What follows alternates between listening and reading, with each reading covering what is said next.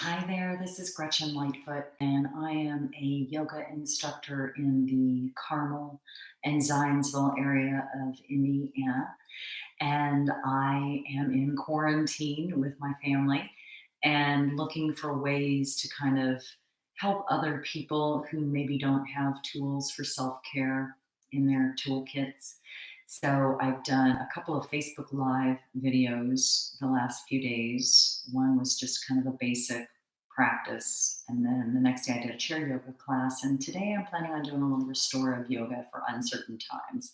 So we're going to start on our backs. And I'm going to try to do as few adjustments as possible here.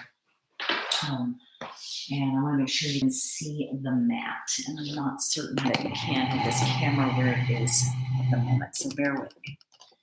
Still a little far away. Next. There we go. We'll give that a whirl for the moment. So you're going to be on your back. And if you can recline with your legs extended long, then awesome. If you cannot have your legs flat for low back issues, then you may want to modify slightly. So, what I'm going to have you do is one of two things. So, if you can lie flat on your back, great. You can just let your legs fall open, have your arms be at your side, the palms rolled up to the ceiling, and then just start to snuggle the shoulder blades underneath you. But if your low back is giving you a little bit of grief, you can take a bolster, perhaps. I have one of these little bolsters here. I'm going to just slide it underneath the backs of my knees to give them a little lift. And once again, I'm going to come back to my back. And I'm going to snuggle the shoulder blades underneath me, let my feet fall open, roll my palms up to the ceiling. And then once you get comfy there, you just start to follow your breath. One more modification if this doesn't feel good to you, and it should feel good to you actually. It feels great to me. You could put your feet flat and let your knees kind of knock together. Just make sure that your heels aren't too far away from your bum. So I'm always going to choose padding over a hard surface if I can help it. So just closing the eyes, smoothing out the brow, softening the jaw, loosening the tongue.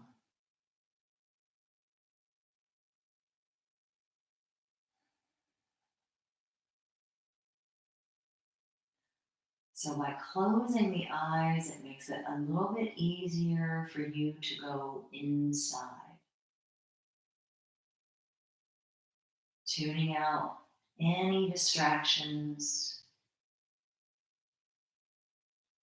But if you have any trouble at all settling down, besides closing your eyes, you can take your left hand to your heart, your right hand to your belly.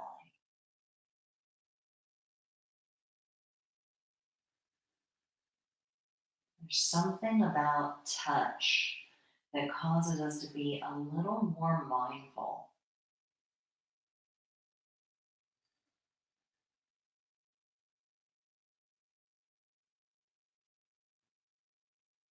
A little more present.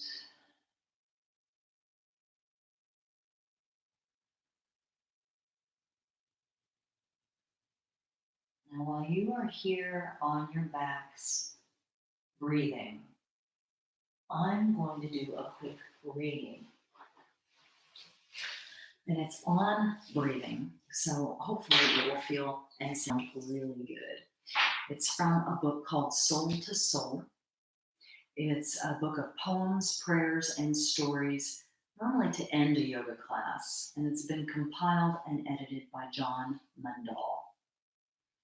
And this particular piece is called A Meditation on Breathing by Margaret Koblesova. So you're lying quietly, bringing your awareness within. Eyes are closed, and you relax the space between your eyebrows. Take a long breath in, beginning slowly.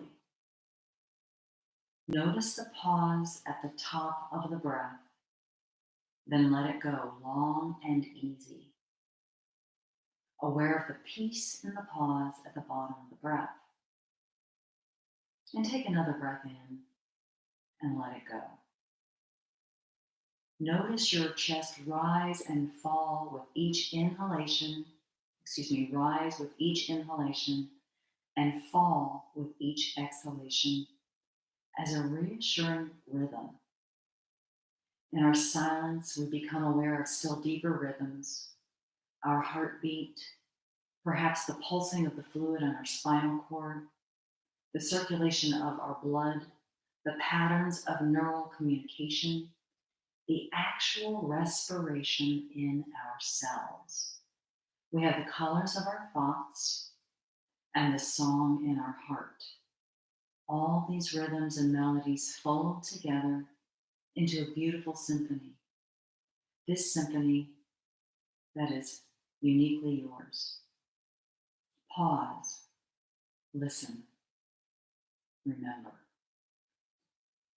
Your symphony is a part of the music of the universe.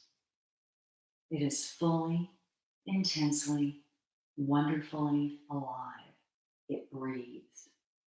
As you inhale, the universe is exhaling into you this vivid aliveness, this music. As you exhale, you accept it.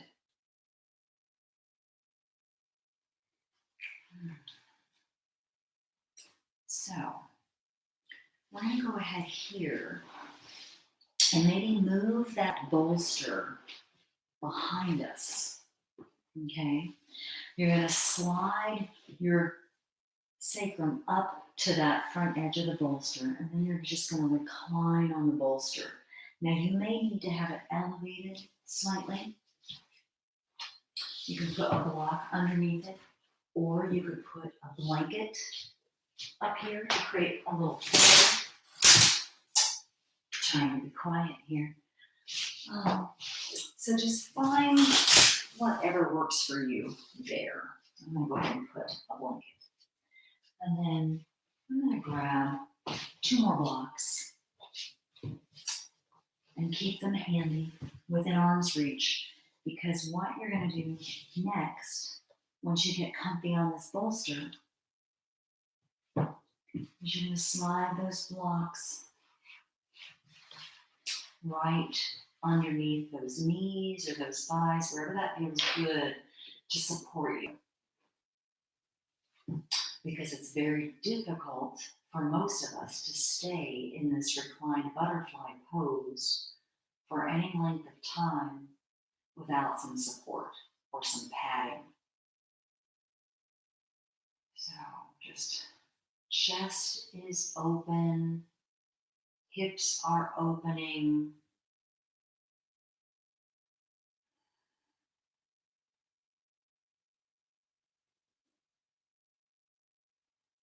You're staying with your breath, those smooth, steady, even inhales and exhales. Hopefully in and out through the nose. And you're not gripping anywhere. You're not being tense anywhere. You're just letting gravity do the work of this restorative practice.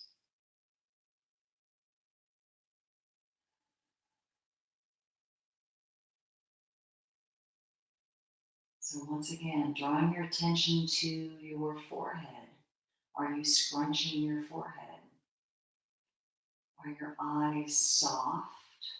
Or are you kind of squinting? What about your jaw? Can you loosen the jaw? Maybe the lips are parted slightly. Maybe you're coming to that ujjayi breath, that soft little whisper at the back of your throat. Sounds a little bit like when you hold a shell up to your ear at the beach.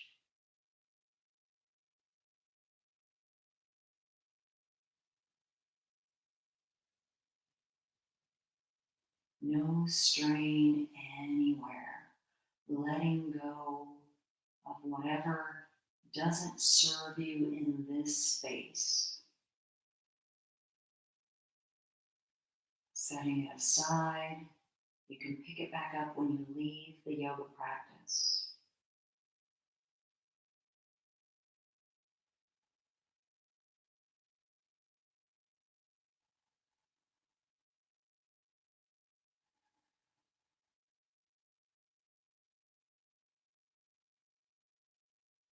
So normally in this kind of class, we would stay here for probably about 3 minutes. We would have some soft music playing in the background.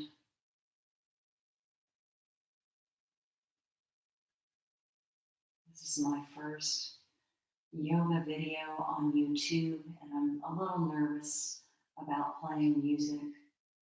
I don't want to get into any trouble with the copyright police.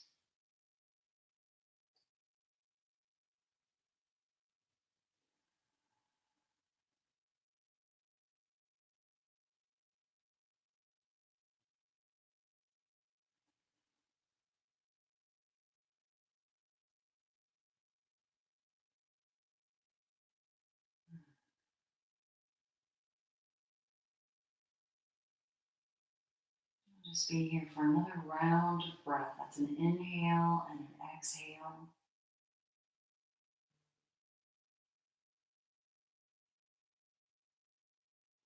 And then just flutter the eyes open. You want to be able to see where you're going. You're going to maybe move those blocks out from underneath those knees. Set the feet down flat. Have the knees stack over those heels. And then maybe just kind of roll over to one side. We're going to push ourselves up for a moment. And then I'm going to move these props out of the way. I'm going to come back to my back for just a moment. And what it will look like is feet will be flat, knees will be bent. But this time my feet are going to line up at the outer edges of the mat. My arms are going to come out to a T perhaps, or goalpost arms, whatever feels good to you there.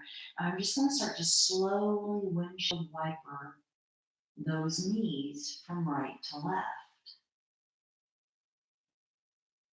So the knees may not touch the floor. They may never touch the floor. It's okay if they don't. Right now we're just kind of countering that supine butterfly pose that we did. Just windshield wiper in the knees. One knee will trail the other. There's no rush.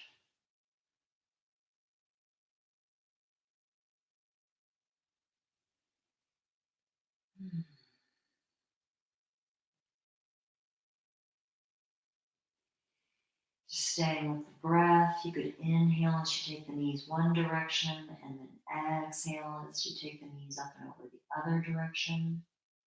Always try to work with the breath in yoga. Yoga is this special kind of working in rather than working out. And it helps us cultivate that ability to stay in the moment with our thoughts, dismissing the thoughts that are really not productive and helpful, and moving to a higher ground.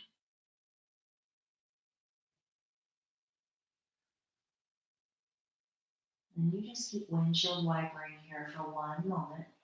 I'm just going to adjust my posture here for a moment. So you may want to slowly rest the soles of the feet on the mat and bend the knees. And then maybe work your way up to a seated posture for a moment here. Just stay with me. So I'm going to take a bolster now, and I'm going to put it on my lap. And I'm going to take my blanket, and I'll put it right here. Just a little extra padding on my shins. And then I'm going to take a block, maybe 2 blocks, And I'm going to elevate this bolster a little bit more. And so I'll scoot this a little bit closer to me so I can have that elevation be a little nearer what I'm doing. And then I'm going to just reach back, pull the flesh of the buttocks away from my sitting bones. My legs will be extended out in front of me, but they're not going to be tense. I'm not going to worry about straightening my legs. I'm just going to worry about folding over this bolster, maybe wrapping my fingers around this little block here, and just resting. So I could have my cheek turned, or I could rest my forehead on the bolster, like so. I could even turn my head the other direction. So this is a variation of what we would do in a group yoga class called Paschimottanasana. But in this kind of restorative session, it will be called caterpillar. So when you see me move around like this, I'm just trying to get a little more comfortable, get a better view of my own sequence because I don't have it memorized right now. I want to be able to see it. And I'm going to go back into my caterpillar pose for a moment here. So just letting the legs kind of fall open. Arms are relaxed. Face is relaxed.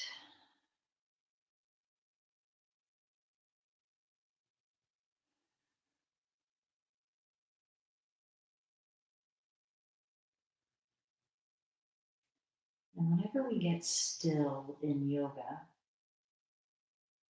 our mind starts to rebel against that stillness. Thoughts start to rush in. We start thinking about our to-do list. All kinds of crazy things can run through our minds. With practice, some of this starts to settle down.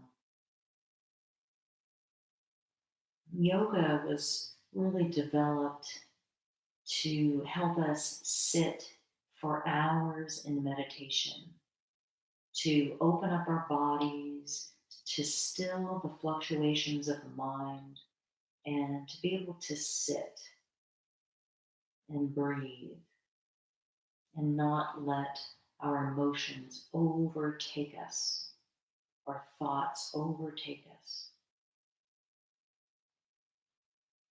So, most of us in America are drawn to yoga as an exercise.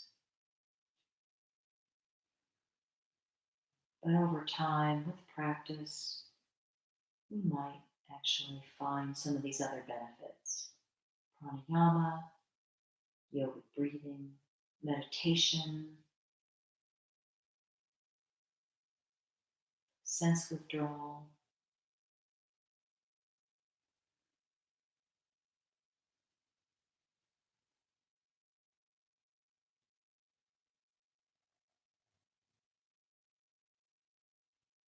And then I'm going to turn my forehead back toward the cushion for a moment.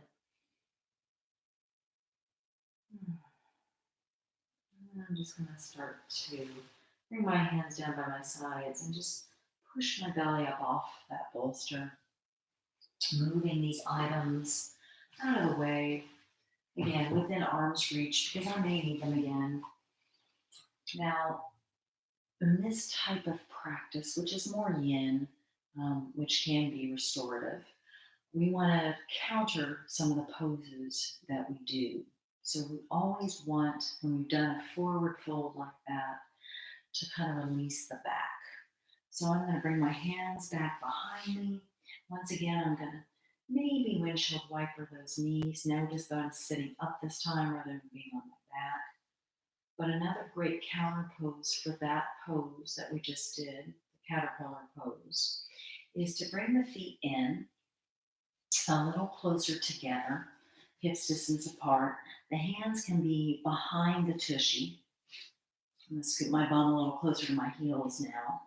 And then I'm going to bend my elbows back behind me. I'm going to push my feet into the mat. And then I'm going to lift my pelvis up. This is called Purvottanasana. It's kind of a reverse table pose. So I'm trying to lift my pelvis up. I'm trying to take my tailbone toward the pits of my knees.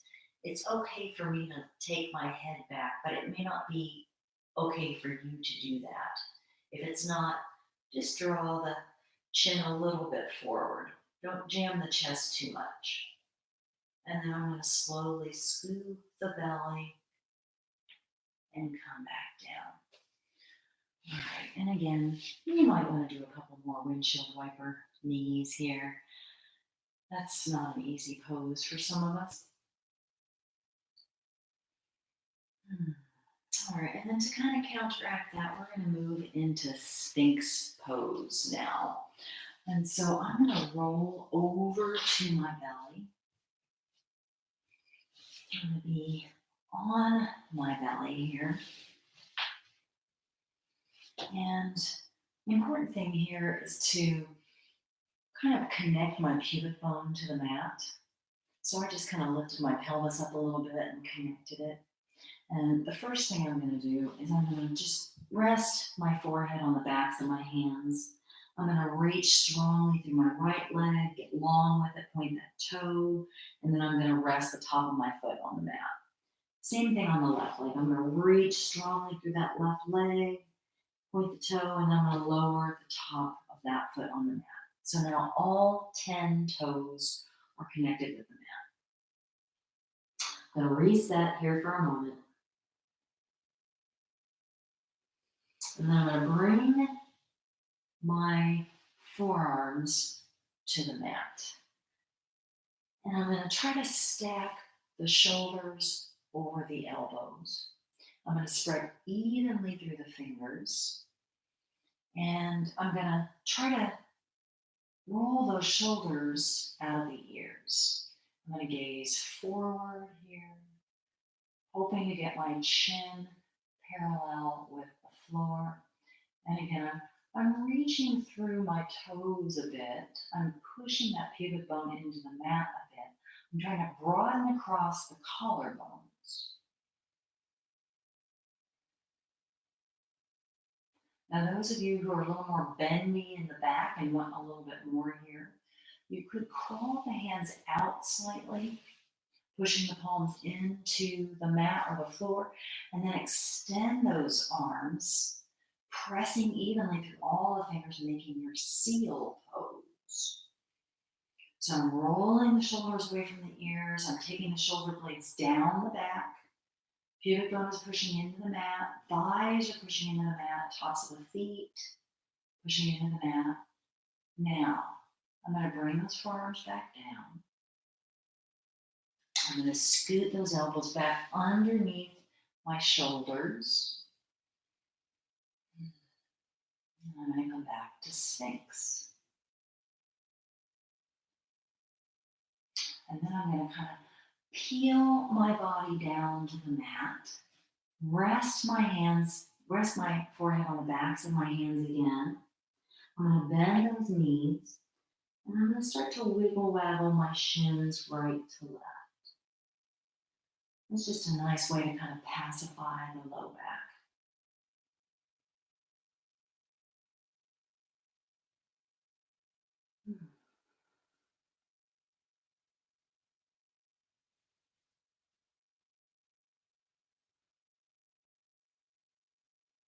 And then shins come back down. And I'm going to just bring my hands right underneath the shoulders and push myself up. I'm going to go ahead and make my way to child's pose. Now, my child's pose might look very different from your child's pose. Because this is a class that's restorative in nature, we are going to use props. Now, I like to have my bolster kind of in front of me here. I like to have a block here, and I'm going to show you why. So when I'm in my child pose, big toes together, knees kind of support that rib cage. My spine rounds a fair amount when my forehead is on the mat. So if I have my bolster here and my block here, I round less. My back is a little bit straighter and I can stay in the pose more comfortably for longer periods of time. So, coming down to my child's pose, I'm going to rest this block right here. So, hopefully, you can see that. Alright, so it's on my forehead, it's coming right to about the bridge of my nose. And then my arms are going to reach forward.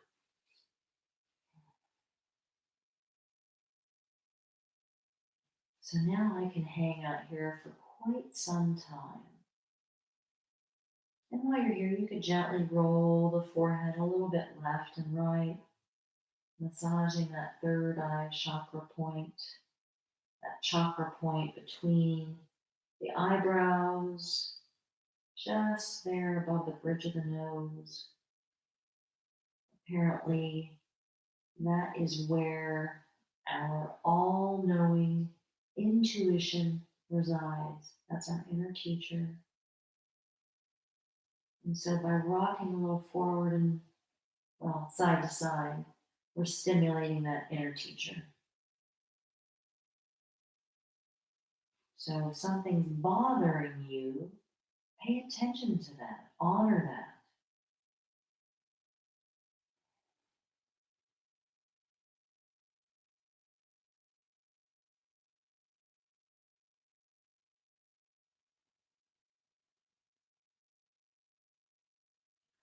Those of you who are comfortable in your child's pose, go ahead and stay there. I'm going to show another modification here for people who have problems with knees and with the tops of the feet. So the tops of my feet can rest flat on the mat, but not everybody's can. So if you have that problem where you need a little bolstering between, the shin and the ankle bone there, the top of the foot, you could take a blanket, roll it up, and put it there. And that kind of gives you a little more wiggle room. So you could come back down into your child's pose, wherever that is for you. The other thing you could do with that rolled up blanket or bolster, in fact, let's try the bolster, is if you've got bad knees, you could take this bolster and put it here, and it kind of creates a little more space. It's going to elevate your tushy a little bit though, so it might even become more important to put that block underneath your forehead for child's pose. Just anything you can do to make it comfortable for you.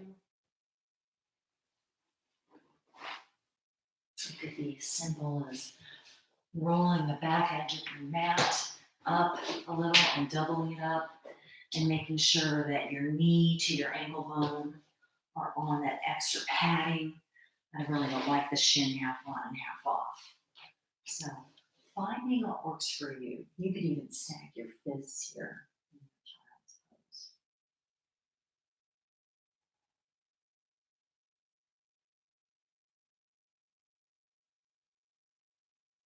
So using your breath as a way to channel out any distractions.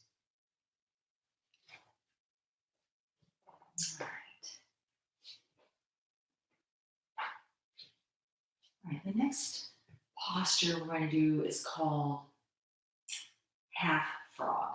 And so what it will look like is, I'm going to stand for just a moment. So you'll be on your mat, on your belly, and you're going to take your right knee out to the side. All right, so I'm balancing on one foot right now. So I'm looking to get that knee in line with the hip, and I'm looking at that knee over the ankle. And that inner arch of the foot hopefully will be on the mat or the floor there beside you. And so I'm going to show you that now. Hopefully you can kind of see it. So right knee is bent. Right knee is stacked over the right ankle. My inner arch is resting on the floor there. And then I could, depending on how I feel, take the backs of my hands together, rest my forehead on the backs of my hands.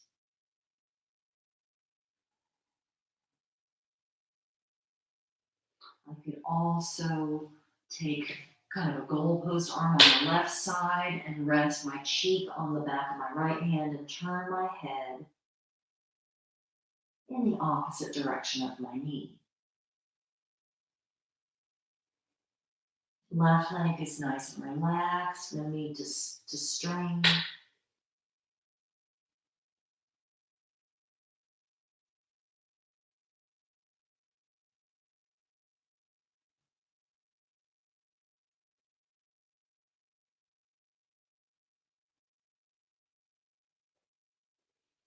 Those of you at home may wish to pause this video now.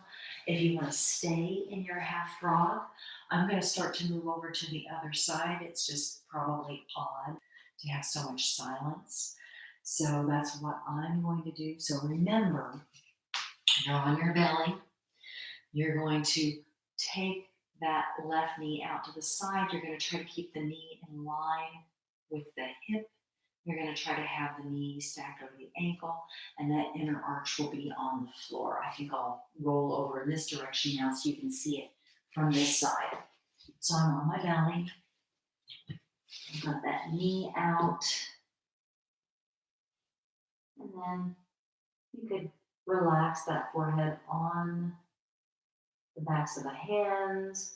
You could take the right arm out now into like a goalpost and keep your forehead on your left palm. You can even turn your head toward that right elbow. And if having your knee open on the floor like that is not good for you, you could shift over so that you've got the padding of your mat, or you could take your blanket if you have one, make it super thin. You know, a little padding goes a long way sometimes. And just let it rest there. Some of us are, not comfortable having our bones be resting on a hard surface. So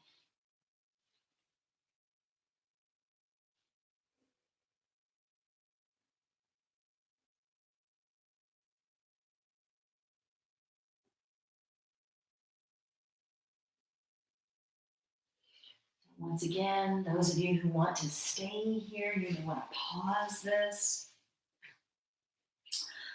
But those of you who have a short attention span and need to move on, you can join me. I'm going to move on now to a pose that's called saddle pose. Now, you'll see this in yoga classes where you're on your mat like so, and you're really pushing into the big toe joint and drawing the pinky toe back as you try to extend those legs long and connect the backs of the legs with your mat. Because this is a restorative class, we're not going to hold our legs stiff. Did you see how I changed from stiff, upright, stern to relaxed? All right. This still may not be terribly comfortable for you. So you could find a blanket, put some padding underneath the knees here so that you don't lock out the knee joint, and then it elevates it a little bit and allows you to relax. You could, I like to have a little block here and a little block here. I like to get my bolster and stack it. And then after I let my legs relax, I can come forward and I could rest my cheek on the bolster. I could rest my forehead on the bolster. I could turn my head the other way. Again, always kind of babying any parts of your body that may be a little tense, a little tender. I tore my right hamstring a couple of years ago, and this pose is not my favorite pose any longer. So I'm going to kind of elevate that knee a little bit just to give it a little extra love. So just allowing yourself to relax somehow. Breathing through it. Maybe the legs aren't as wide as you would like them to be. You can bring the legs a little closer together.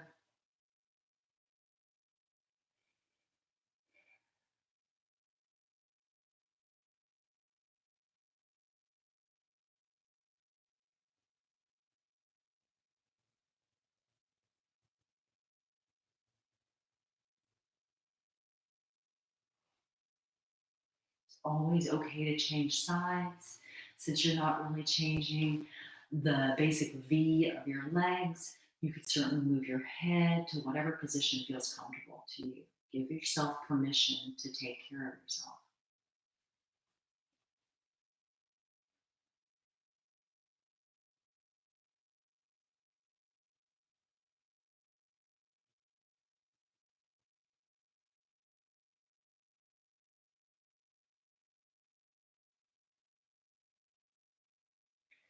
Come out of it.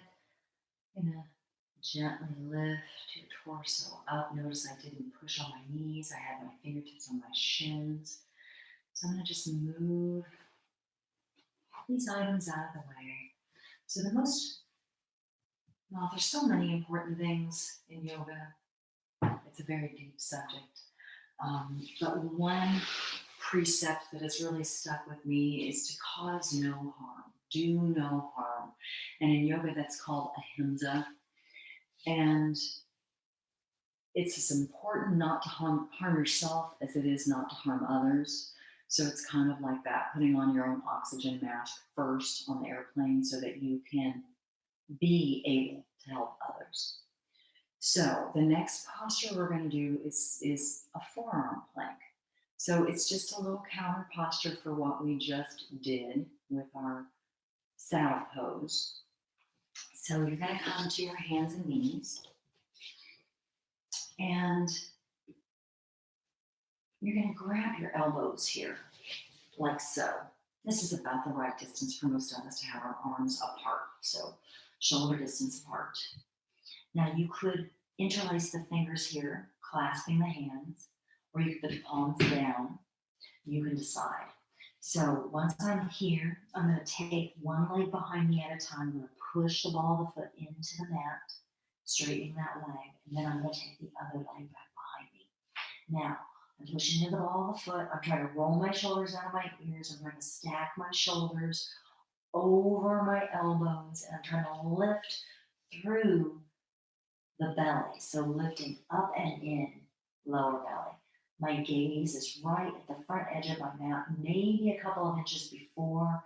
I'm rolling my inner thighs up to the ceiling as I compact my hips, breathing all the while. And then I'm going to come down to my knees. I'm going to rest my forehead on the backs of my hands. I'm going to bend those knees again. I'm going to wiggle waggle the shins.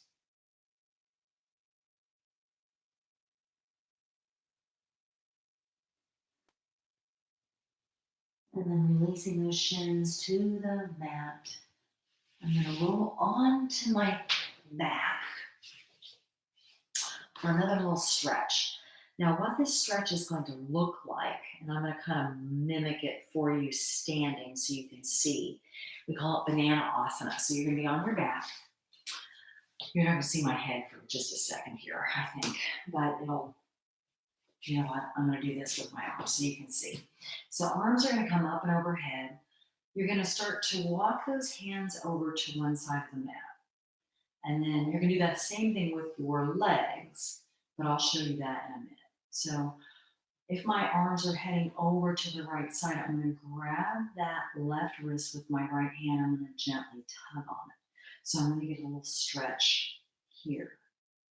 All right. And then my feet will also be headed over to that right side of the mat. I can't model that one quite so well standing. But I'm then going to either take my left ankle over my right ankle, and I think that feels right to me in the standing position. It's very odd. It helps me get a little more length here. It wouldn't really work as well if I took it this way. All right, so left ankle over right ankle, right hand holding left wrist. Okay. And we'll do the same thing on the other side. So what it looks like on your mat. And since I've done my right side, I'm going to do my left side now. So here I go. I'm on my back. I'm going to walk my feet over to that left side of my mat. I'm going to walk my arms over to that back left side of my mat. So it's kind of like I'm in a C shape on my mat. I'm going to hold on to my right wrist with my left hand. And then I'm going to cross my right ankle over my left ankle. Now, if your hip bone starts to kind of creep up and over, walk those feet back a little bit. You don't need to make this such an extreme stretch. Okay? So again, practicing that concept of ahimsa, causing no harm. And then once you get into your banana shape, you just try to relax here for a moment. Smooth, steady, even breaths in and out through the nose.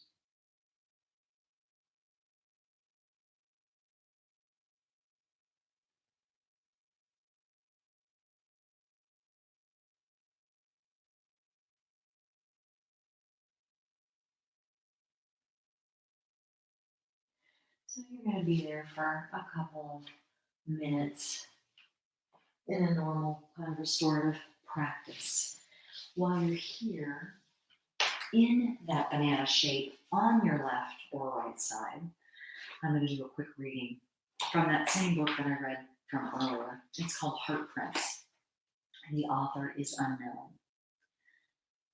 Whatever our hands touch, we leave fingerprints on walls, on furniture, on doorknobs, dishes, books. There's no escape. As we touch, we leave our identity. Wherever I go today, help me leave heart prints of compassion, of understanding, and love.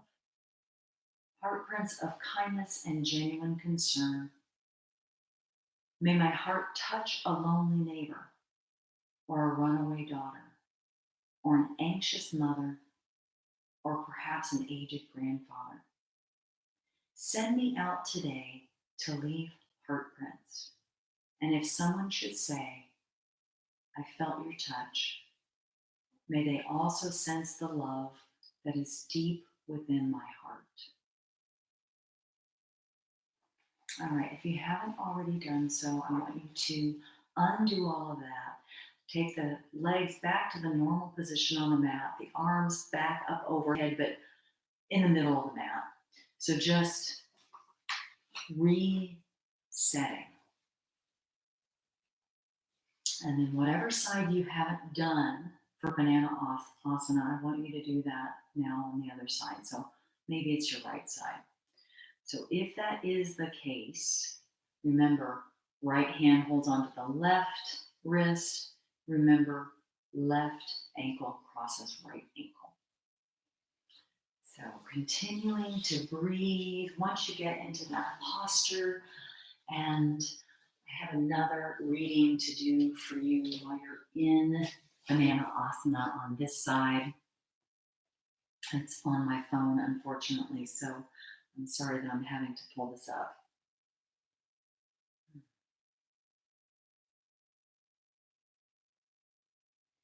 All right, so this particular reading is by a poet by the name of Bianca Spiracino, and the poem is called Happiness. Excuse me, it's called Seeds. It's from a book called Seeds Planted in Concrete. I apologize. Happiness turned to me and said, it is time. It is time to forgive yourself for all the things you did not become. It is time to exonerate yourself for all of the people you couldn't save, for all of the fragile hearts you fumbled with in the dark of your confusion. It is time, child, to accept that you do not have to be who you were a year ago, that you do not have to want the same things. Above all else, it is time to believe with reckless abandon that you are worthy of me, for I have been waiting for years.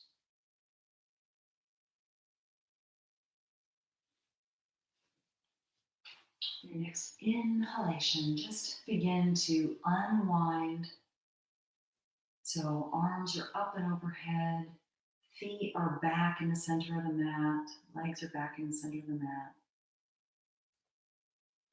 And then this next pose could be challenging. So I'm going to give you a couple of options. I personally like this. It's called twisted root, but it might be more challenging for you. It's not as fun for me anymore with my knee issues. So I'll confess that. So I'm on my back. I'm going to draw my knees into my chest, and then I'm going to cross my right ankle over my left, or my right knee over my left knee. And then I might even do a little double wrap where I wrap my foot around my ankle. So my right foot is wrapping around my left ankle. I'm going to move some of these props over, out of the way a little bit. My arms are in a T. You could have your palms facing up toward the ceiling, your palms facing down. Then you're going to just exhale, take those knees over to the right. So by having those legs twisted, it adds a little more intensity to the twist, and it adds a little weight to it as well. So you might feel tension in your low back. Hopefully it's not pain. If it's pain, I want you to come back up. I want you to unwind that twist of the legs. I want you to take your legs over to the right, just with the knees bent, and maybe just stay here. If those knees don't readily touch the floor, that right knee doesn't readily touch the floor, you could grab your blanket, put it underneath that right knee, that right thigh, to elevate it slightly and to give it some padding. You could take a block in between your knees so that the knees can stack a little bit more, or that block could go underneath that right knee. The bolster could come between the knee, from the knee down to the ankle bone. I personally like that one. And once you've got your knees where you want them, you try to take that chest so it's facing up toward the ceiling and the shoulder blades are flat on the mat. You can continue looking up at the ceiling if you like, or you could turn your gaze to look over at your left palm. So the nose and the knees would be going in opposite directions here. So it's a deeper stretch. And then once you find the variation that's comfortable for you, you just stay with it for a moment. So you're trying to draw that left buttock away from the left shoulder. I like to take my right arm and rest it outside that left thigh just to weight it down a little bit and to help me move that left buttock a little bit away from that left shoulder.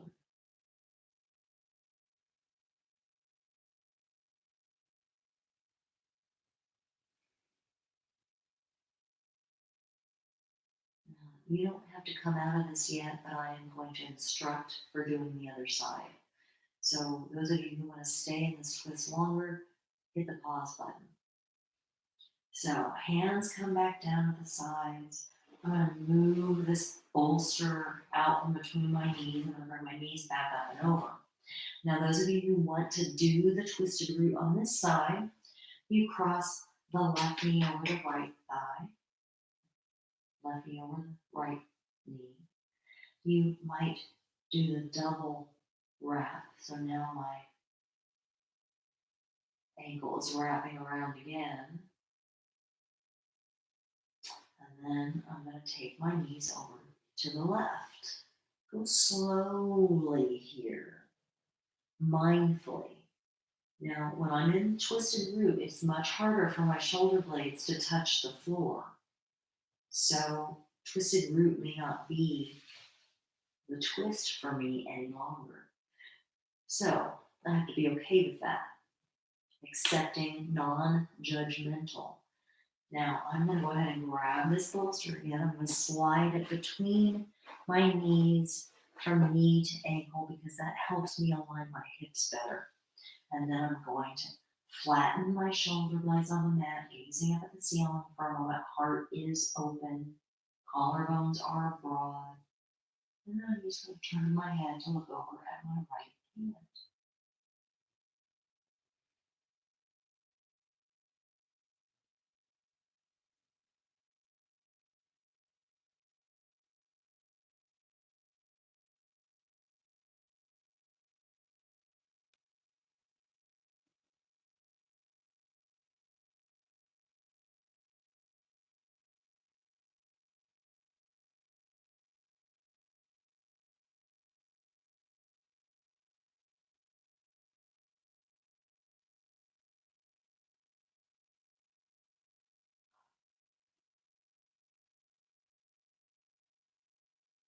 And then for those of you who are ready for Shavasana, I'm going to go ahead and just bring my right hand over to meet my left. I'm going to pop myself up for a moment.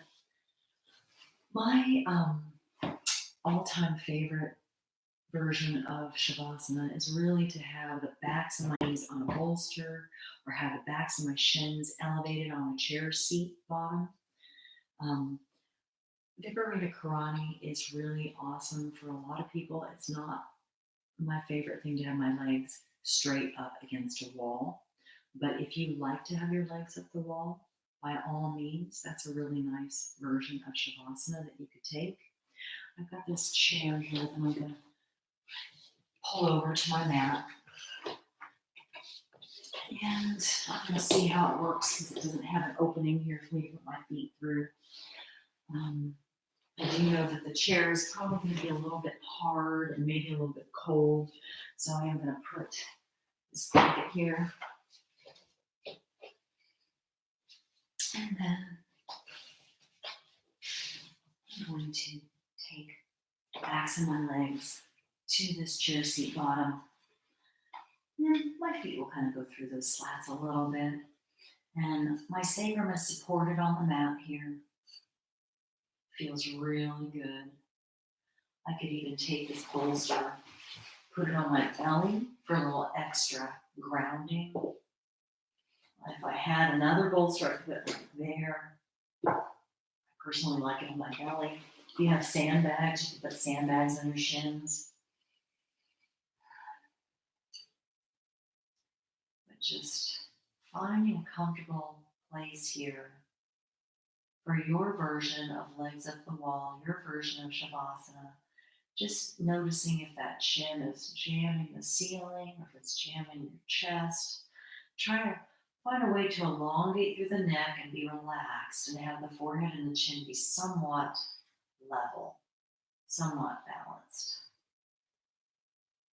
And then closing those eyes again.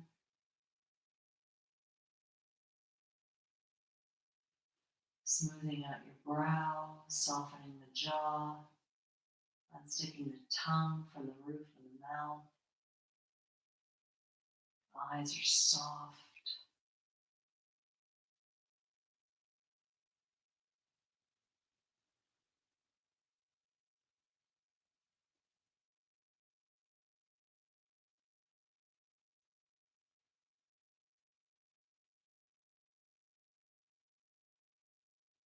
When I'm lying on my back in Shavasana and the thoughts start to flood my mind,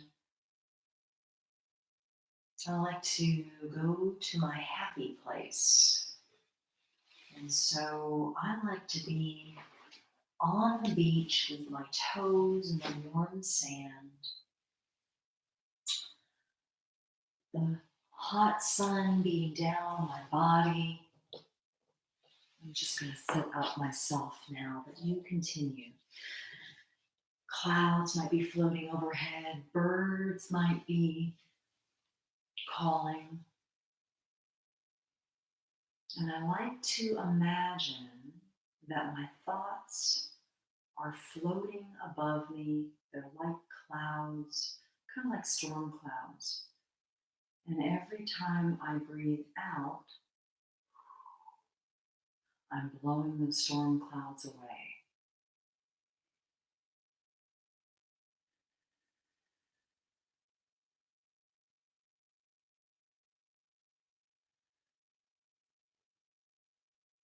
So inhaling, drawing in the warmth of the sand, of the sun.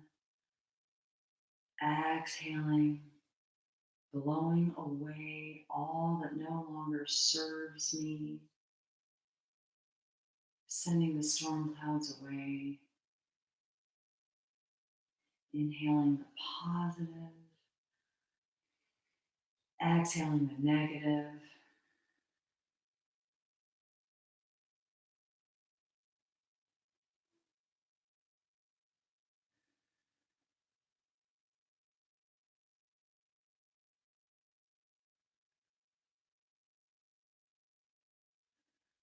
Imagining that my breath is a little bit like those waves coming in and rolling out at the shore.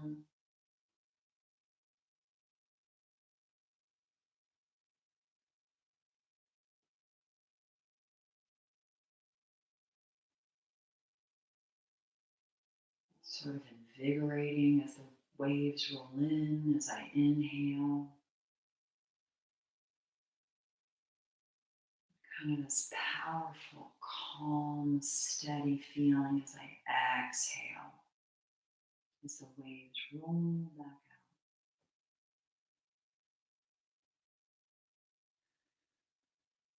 That steady, reassuring rhythm.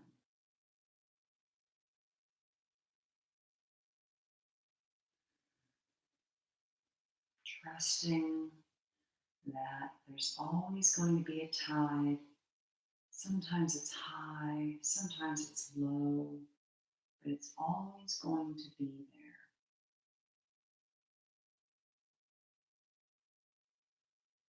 Are you able to ride the waves, or do you allow yourself to be overtaken by the waves, pulled under by the waves? You have a choice.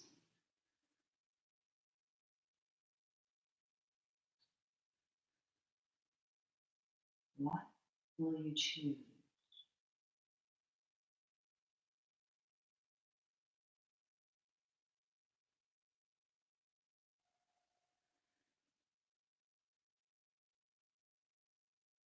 Your next breath, just gently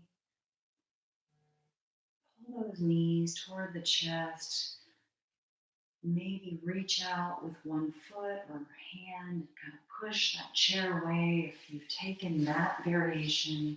If not, stay on your side in that seated position for a moment.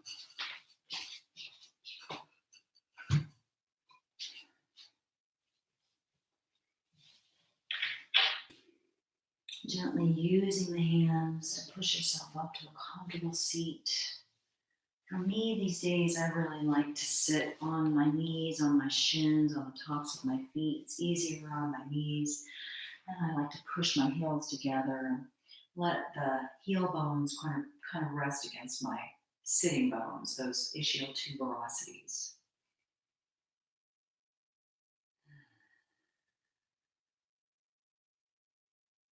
And then let's take the arms out to the sides, sitting up nice and tall. Collarbones are smiling. Chin is parallel to the earth. Head, heart, hips stacked over one another. Just rolling the palms open to the ceiling. Inhaling, moving those arms slowly, like you're moving through water or mud. Gathering the hands together and exhaling, thumbs to the sternum. Let's do that again. Taking the arms out to the sides, rolling upward, gathering the hands together. Exhaling, palms to the heart center. Last time, inhaling, circling the arms up, exhaling. Hands are in Anjali Mudra, the angel's seal. Bowing that chin toward the fingertips, just taking a moment to thank your body for all the wonderful things your body does for you. Thank yourself for showing up for this practice.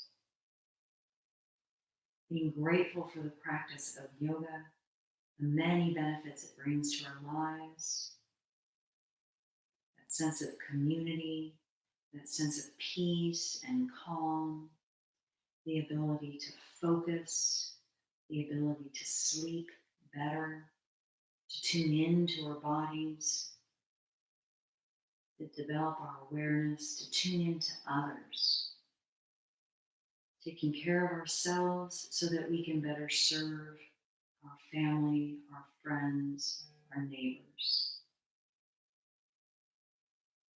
Bowing that chin toward the fingertips, taking a little moment just to thank yourself one more time or to find something to be grateful for. Something that you like about yourself, perhaps. Lifting the palms to that third eye chakra point. Bowing forward. Namaste. Namaste simply is a little Sanskrit greeting meaning the light in me sees and honors the light in you. It's kind of like aloha. Namaste.